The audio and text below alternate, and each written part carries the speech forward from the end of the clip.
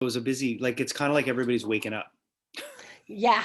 Yeah. Well, I'm not going to take too much of your time. No, it's fine. It's fine. It's fine. I'm really pleased to talk to you about your kind of journey into being the guy that interviews cool people, Yeah. and being the guy that is interviewed. Yeah. So, what brought you to radio from being the rock star? uh, Having a son. Yeah.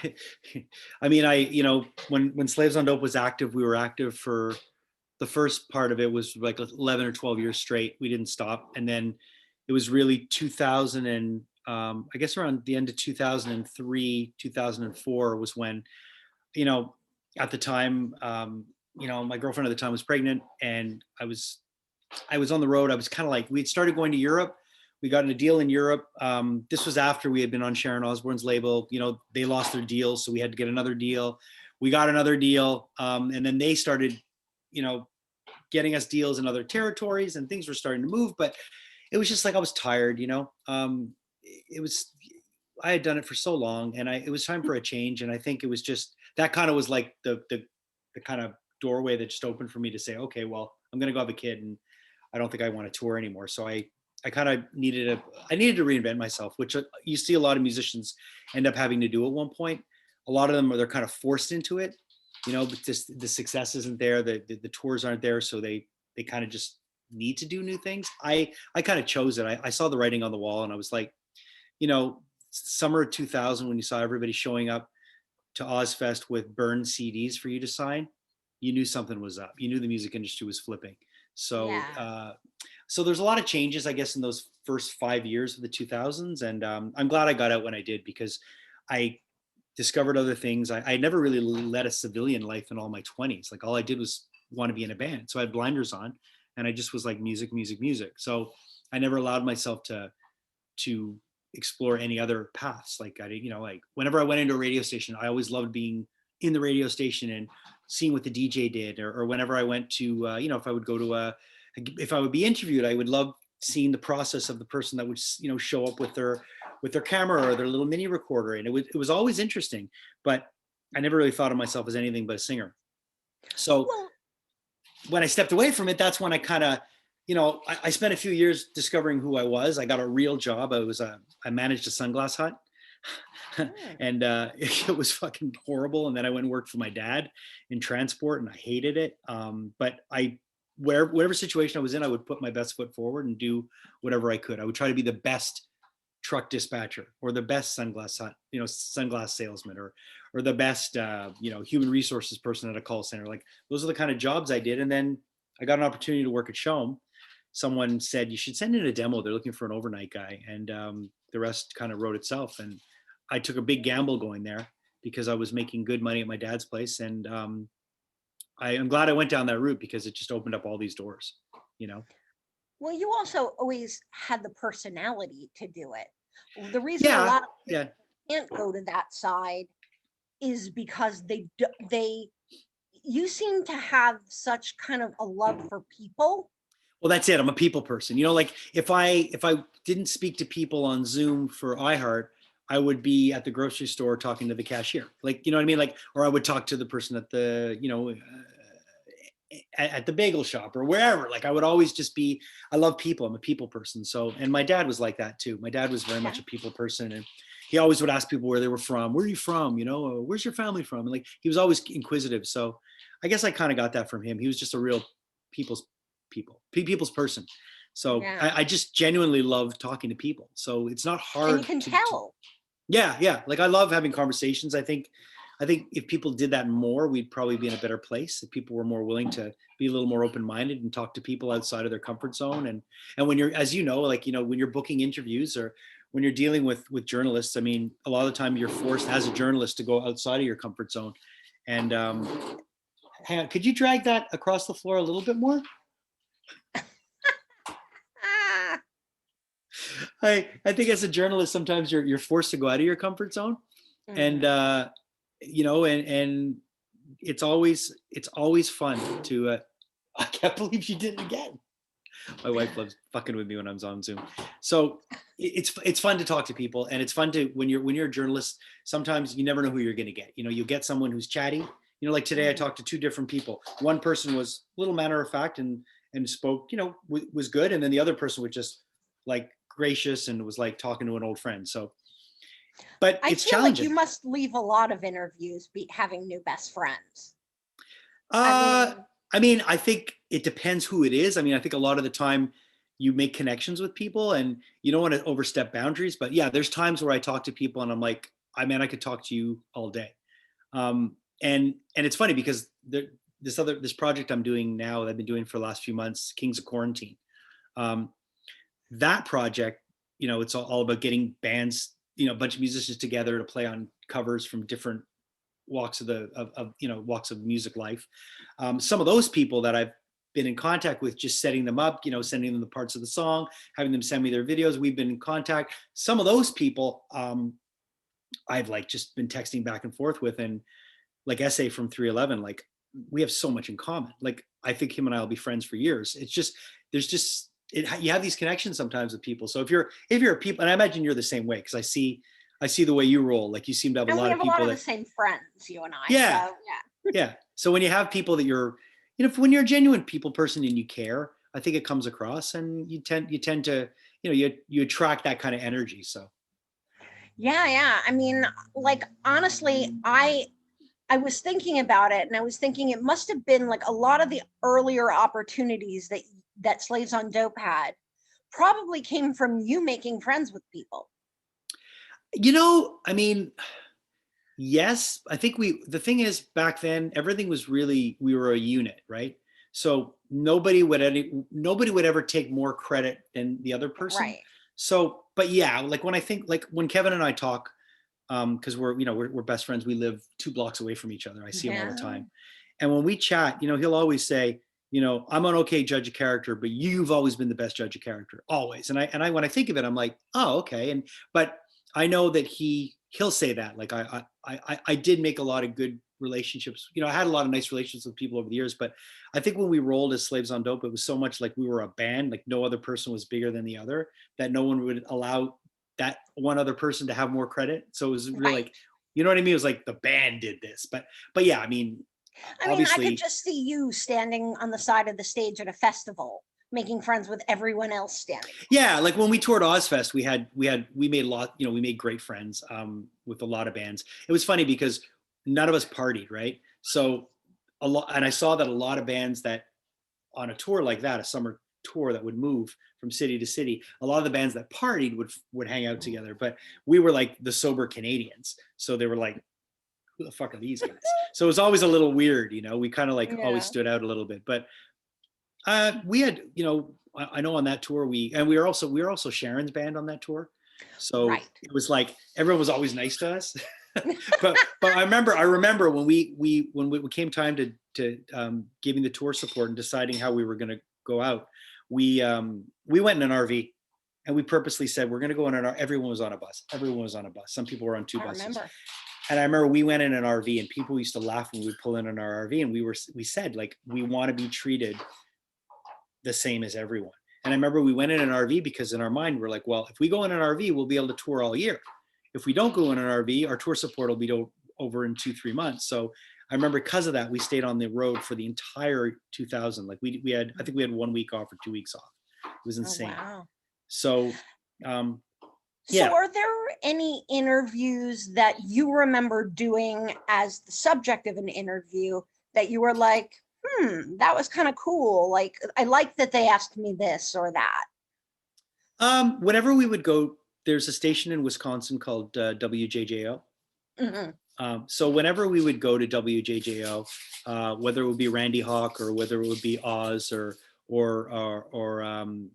you know, anybody from that station, the interviews there were always a blast. I always remember Hmm. whenever we would roll into Madison, it was like nonstop fun. But I do remember the first interview we did with K Rock in LA. I Hmm. can't remember who it was, but I remember it was just like I, I couldn't believe we were at K Rock. You know, it was like, are Yeah. you kidding me? And I think it was late at night. It was on like an indie show or something. But the fact that we walked through the doors of K Rock, we were like, holy shit, you know. And Matt Pinfield. I remember when we talked to Matt Pinfield um, at Ozfest. That was pretty like, oh wow, that was pretty cool. Matt's a historian, essentially. I mean, Matt's like there's it's funny because there's a couple of guys that I really look up to in this field, and Matt's one of them, and George Strombo from Canada too, George Strombolopoulos, like just another guy that's you know, it's just amazing at what he does. and do you think it's their prep work that you admire about them? Like, what exactly is it that you admire about them as journalists? The human side, you know, just that conversationalism, like, or the fact that they can, I don't know if even that was a word, but the fact that they can have conversations. And you know, I think prep in an interview is important, but at the same time, I think if you allow the other person some space and allow things to happen organically, it can be really, really fun. You know, you got, like, when I talked to Robin Zander from, it's like one of the last ones I did, and I did quite a bit of prep for that, more than I normally would do, because it's also in my perception of him versus, like, let's say a 20-year-old kid talked to him, they would just be like, oh yeah, he's some old dude who's in a band. But you know, live, you know, Cheap Trick at Budokan was like one of the first fucking records I remember listening to in the 70s. So, and I remember that cover. I remember everything on that record. So sometimes when you talk to people like that, it's always in the back of my head going, holy shit, I want you to want me. Holy shit, Dream Police. Holy shit. Like, so I like to be prepped in that sense. So I know if he's not a talker, I know what I'm going to go to next. But I never go into an interview with notes, really. I don't like having paper. I don't like having paper with me. I like to really allow the connection to happen. But yeah, mentally I prepare for sure. Yeah. Yeah, I mean, just, and I feel like every interview that you've done that I've heard, there's this like palpable excitement and joy on your part that you exude. Yeah. And I feel like you can't match that. You can't intentionally match that. Like, I feel like that's either there or it's not, you know? Yeah. I mean, I think it's just me. I mean, I'm passionate. Well, you're a fan too. That's it. I am a fan too. I'm a fan. And so I kind of walk both lines. Like, when I talk to a musician, I can understand them on a lot of levels because A, I've been a musician. I've been in those shoes. B, I get what I have to do as a journalist, but also I'm a fan. So when you can connect kind of on all three of those fronts, it can usually be a pretty nice conversation. But it's also, you know, I don't go in there looking for the juicy fucking soundbite that's going to get me more hits. I don't think of any of that. I just go in there saying, what can I bring to the conversation? And it's not even what can I get out of that person. It's more like, how can I be of service to them to talk about what they have to you know, what do they have to talk about? Like when I talk to Tommy, you know, I love talking to Tommy because I really respect what Tommy was doing. I think Tommy, and I said it when I did the interview with him, Tommy Lee, when he's doing music as Tommy Lee, is 10 years ahead of everybody else. And he always has been on every solo record, every one. Yeah. Yeah. Because he has his finger on the pulse of what's going on, and he cares. And he's not afraid musically to flex the boundaries, or flex, you know, to explore, push the boundaries and do different stuff. So I like talking to him because of that. You and he are a lot alike in the way that you love people. Yeah. Like, you know, I see a lot of what I see in him and you, and always have, and I think that's why I like you. But I can tell you though, when I look at myself in the mirror, there's something that we don't have in common. When I get out of the shower, me and Tommy Lee are not the same in that department. Goodness. Oh, I'm just joking. I'm just being silly. I want to throw you off a bit and have you blush. No, he's wonderful. He really is. He's just I've always liked him. You know, we were on Ozfest together, and too, you know, just like you do. So, and I think that always shows in your work. Like, you know, whoever it is, it shows in your work whether you enjoy what you do or not. Yeah, and he's also, I mean, he's the fucking drummer from Motley Crue. Like, that's the other thing. Like, you know, I mean, look, he's always in my music room. He's up there. You know, like, I have that drum skin from the Dirt. Like, I love Crue. You know. So that's the other side of it. Like, yeah, it's cool to talk to him as a journalist and all that, but he's fucking Tommy Lee. Like, he's the coolest drummer, you know. Like, that year when the Dirt came out, I was so happy to watch that with my son. And it was because he got excited about Motley Crue. And he got excited. And I told him, I go, you will never, ever see this again. You will never see this again. It's not going to happen in your lifetime. It's not going to happen in this world ever again. The world just doesn't run like that anymore. But it was a snapshot. That movie was a snapshot of a moment in time, which I thought was great. So. Oh yeah. Oh yeah. And I almost feel bad for the kids today that won't ever see it like that. Yeah. You know, I know. like It sucks. they have songs, not rock stars. You know what I mean? But all right, so let me get into kind of the nuts and bolts of how do you decide who you're going to talk to? Well, okay, so there's a couple of ways. This is the thing. Like if I usually talk to people either for the station or in two capacities. It's either for music or it's junket stuff for movies. That's usually the two things. So the movie stuff is usually, if it falls in the genre that I'm offered, usually which is like sci-fi or, horror or superhero or something, in that genre. But if it's music, music's trickier because a lot of the time, if I'm doing rock stuff for Shom or for iHeart, then it has to fall in that genre. You know what I mean? It has to fall within that scope. But which is unfortunate because there's been times where I've been at festivals and I've talked to people that we won't play on Shom. Like I interviewed Ice-T, I interviewed Run the Jewels, I interviewed Cypress Hill, Denzel Curry, like a lot of really awesome hip hop guys because I love hip hop. But they're, iHeart will play that interview, but Shom won't because Shom is it's a rock station. So, but usually, I don't want to say I'll talk to anybody, but if it's in line with what my work is looking for. But I do like the idea of being able to talk to other people outside of that. And that's something I've been trying to explore, like trying to find a podcast time to, to find time to do a podcast where I could really just have it be more, a little more wider, where we could, have other people in, because I do like, like you, I just love people. So, but I usually, it really depends on what I'm pitched, like I get like now this time of year, like March is always, it just gets insane. Like, it's like the whole world fucking woke up. So, I mean, just in the last 2 weeks, I've done a bunch of stuff, and, I just got a call to do something else today.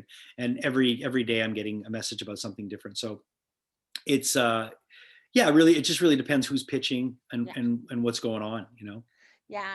Do you still love it? I think you do. I do. But... Yeah, I do. Okay. I do. I actually kind of like it. I don't want to say I like it more now, but I really like the fact that I can do it like this, because just the amount of stuff you can pump out versus, traveling, going somewhere to do it. It takes like I was talking to my wife this morning, we were saying how, usually from this time until, right up until Christmas, I would be slammed, going from festival to Comic-Con to, from boom, boom, boom. Like, we do Heavy Montreal, Osheaga, Montreal Comic-Con, Ottawa Comic-Con, and then junkets all thrown in, and then all this stuff. It wouldn't end. So it's kind of nice to not have to travel, like get up in the morning, at 5 a.m., fly to Toronto to talk to somebody for 3 minutes for Warner Brothers, and then fly back and then do my show at night. So it's kind of nice to be able to do it on Zoom. It is, I have to admit. I mean, it sucks for my signed vinyl collection, because it's really sucked over the last year. Because whenever I interview an artist, if I can find their record on vinyl, I always bring it and I always get it signed. It's just my thing that I do. Yeah. So. All right, I'm gonna send you a Perry Farrell signed, because I have it. I would love that. I don't have anything signed by Perry, and I've met Perry. So I went to go see Perry 2 years ago at City Winery in New York. My wife and I went to that show, and it was a tiny, it was a small place. So I've seen Perry with Porno for Pot. No, I've seen Porno. I've seen Jane's. I've seen Satellite Party, and I've seen Kind Orchestra. But this is a funny story. When Slaves on Dope were recording Inches from the Main Line, we were at A&M Studios, which is now Jim Henson Studios. Yeah. And we were recording at the same time as Perry was recording Songs Yet to Be Sung. Wow. So I remember he was in the same studio we were in. And I remember peeking in one day, and he was sitting in a semicircle with all the musicians, and they're all eating lunch on the floor, like kind of like hippie style, And I just Oh, remember peeking in and going, holy shit, that's fucking Perry Farrell from Jane's Addiction, you know? Because Jane's changed everything in the late 80s. Like they pretty much like took a stake and put it in the heart of hair metal, you know? yeah, It yeah. was like, you're dead. And, Mhm. but it was that, I always talk about the late 80s, early 90s is that magic time in music where there were no rules. You know, there were bands like Jane's Addiction, there were Yeah. bands like Faith No More, Living Color, Fishbone, all these bands that like bent genres, and it didn't matter where you were coming from musically, as long as the music was cool. And there was a bunch of bands that came out of that pretty much forged what happened in the 90s. You know, so Oh, yeah. Perry was on the forefront of that, you know? Yeah, totally.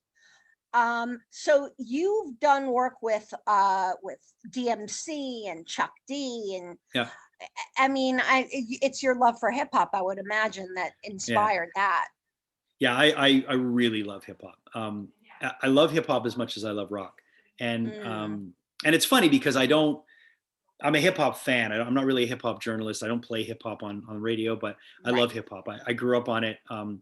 You know, to me, it was kind of like punk rock. They were like they went hand in hand in metal. You know, it was like fringe music that the disenfranchised people would gravitate towards because it would spoke their language. You know, it had nothing to do with the mainstream. So I mean, obviously, I love old school hip hop, but Well, yeah, it no, was I activism before there was activism like there is absolutely now. I mean, KRS-One, Chuck D, you love know. KRS. Yeah, yeah. Oh, I mean, KRS One. Um, I, yeah. I mean, Boogie Down Productions it was Boogie Down Productions. Obviously, it was Run DMC, which I first got into, and then Grandmaster Flash and the Message and all that stuff. But it was them. But it was really Public Enemy and Boogie Down Productions that changed everything for me. Like especially Right. Public Enemy. Like the fact that I got to do a song with Chuck. The fact that Chuck D kind of knows who I am in the world, like it's like you know, it's our next Kings of Quarantine cover is a Public Enemy song. Oh yeah? Yeah, she watched Channel Oh, Zero. Yeah, I love that. Oh yeah, my and, God. and we have got some insane people on that song. I was so excited for you when I found out that you were working with him, because I know like we share that, like the love for old school hip hop. Yeah, And yeah, that was very like, I feel like I can't help but root for you, yeah. you Thank you. know, Yeah, yeah. I know. Yeah, because not everybody does the things that they do with as much passion as you do.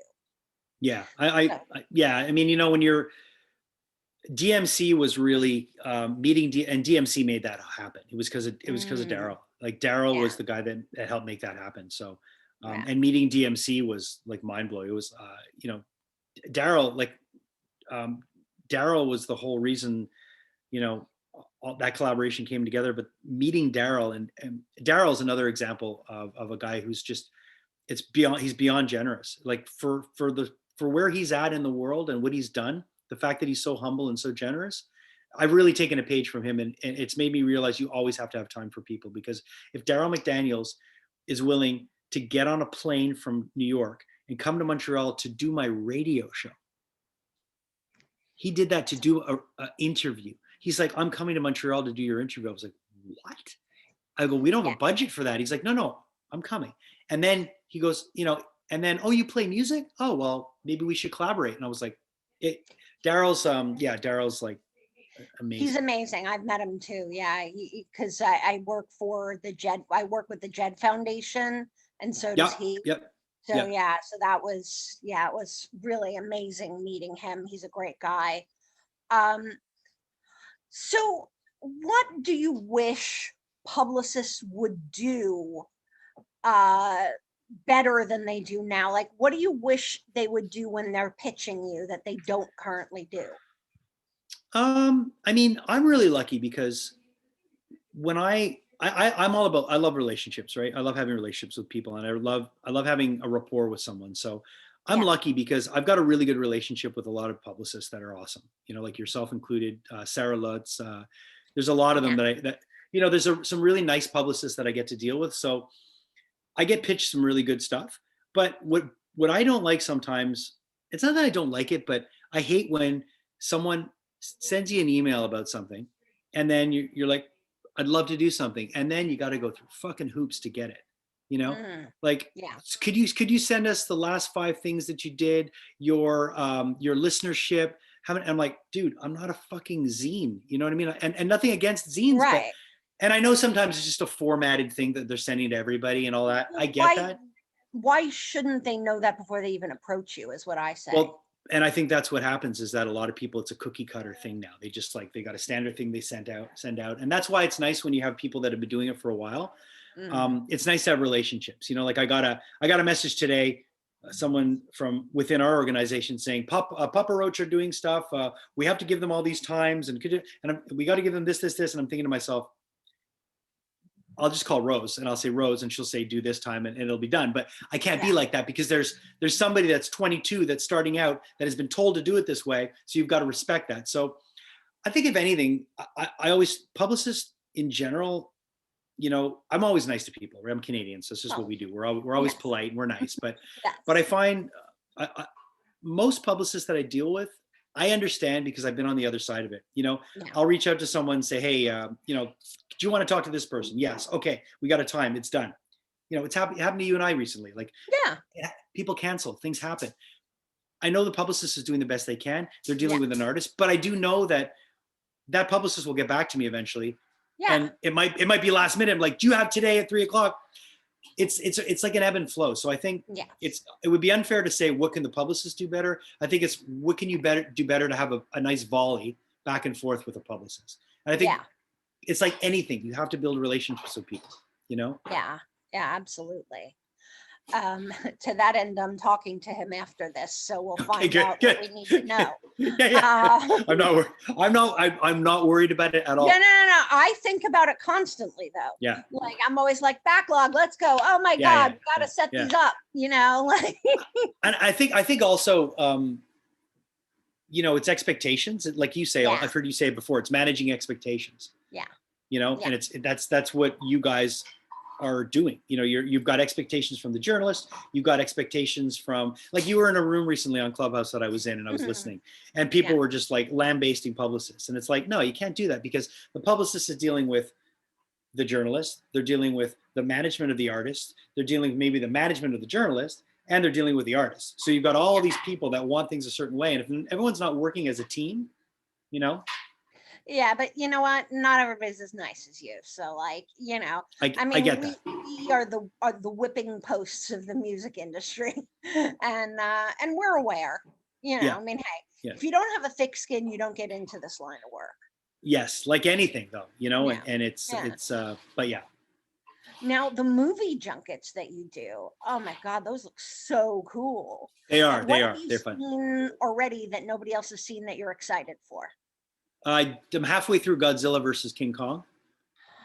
That I'm watching that now. I'm talking to somebody on Friday for that. Mortal Kombat's coming up, which looks really cool. Right, I saw that. So I've got a really good relationship with Warner. So I do a lot of stuff with Warner, with Disney.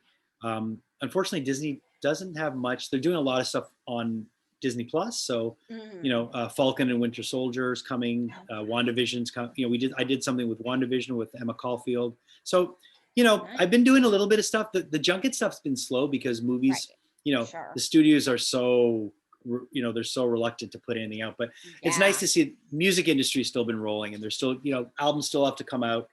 Yeah. You know, bands still have to be relevant. They still have to be heard. So. But I miss the festivals. I miss going, like, you know, I would go do Heavy Montreal or Oceaga for 3 days, and I would do 40 interviews. You know, it would be great. You know. Yeah, I can imagine. You probably get energized by that stuff, right? Yeah, I love that stuff. There's nothing I like better than you know. I remember I got to Oceaga one morning. It was 11 a.m. and the person that was supposed to do an interview with AWOL Nation had bailed. Yeah. And I didn't know anything about AWOL Nation. So I said, okay, I'm going to take my phone, and I've got 10 minutes to prep. So I just went and I read up, and I read and I read and I read, and I had one of the best interviews with that guy. Yeah. And it was fun, because that is when you're really tested as a interviewer. Like, can you connect with somebody? Can you connect with somebody that you're not necessarily a fan of, or that you don't know anything about? It's just on a human level. And sometimes those conversations are the best. Oh, absolutely. I mean, when I got my job at Roadrunner back in the day, they Mm. said to me, "Do you like metal?" And I said, "No, but it doesn't matter what I like."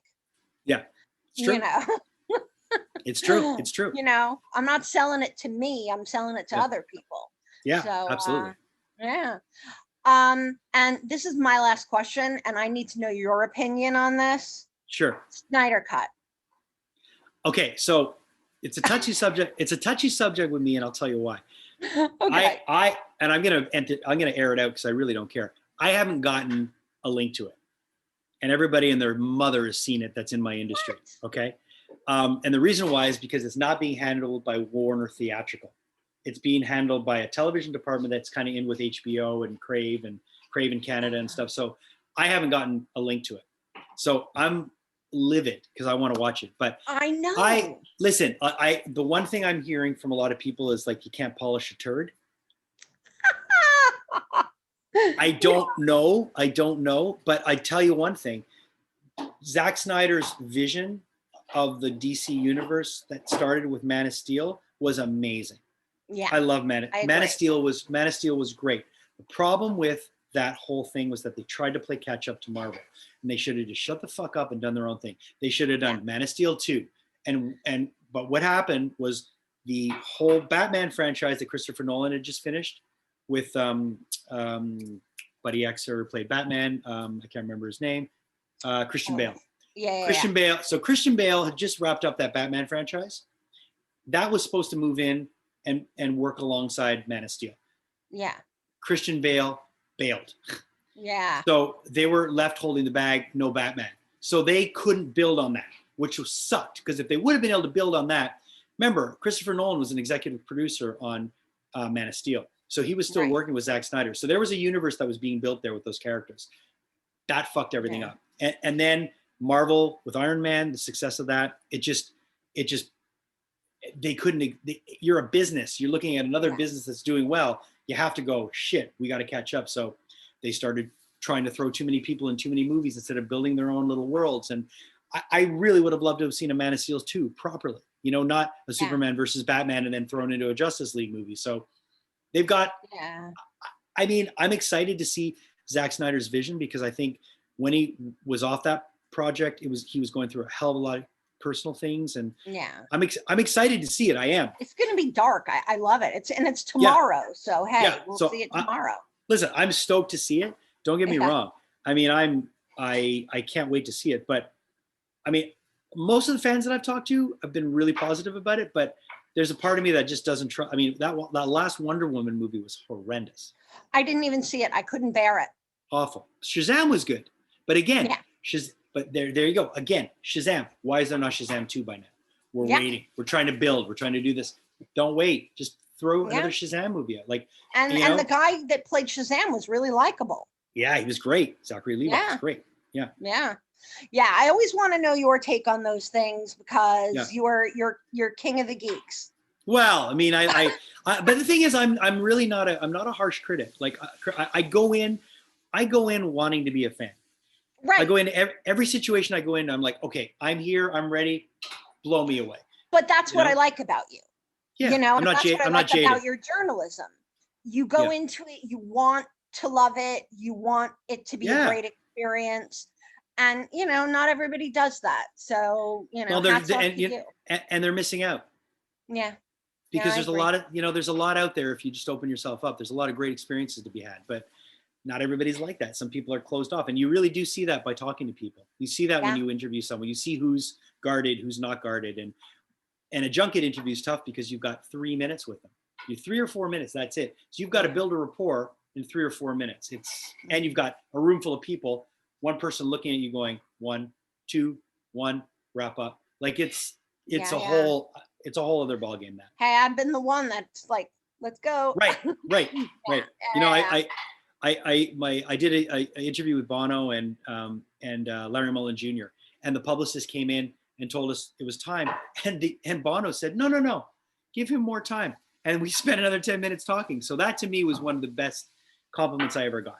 And for Bono to say, no, Yeah. let's keep talking, I was like, wow, that That was fun. is amazing. It was really cool. Will there be another season of Geek Me? No, Ah, Not unless you can find someone to fund it and who wants to do it. Because I'll bring the idea. I've got the IP still, so. But I great. don't think so. I don't think I'd love there to be because I had so much fun doing it. It was But fun to watch. I mean, I Where can't can people imagine. find it now? Amazon Prime. It's on Prime. Amazon Prime. Okay. It's on Prime. Good. Yeah. Geek Me on Amazon Prime. Check it out because it's fun. Yeah. And thank you so much for your time. Anytime. I can't say no to you always. This was fun. Fun. Yeah, fun, totally fun. Yeah, it was awesome. Now you perked Yeah. my interest when it comes to you got to see like how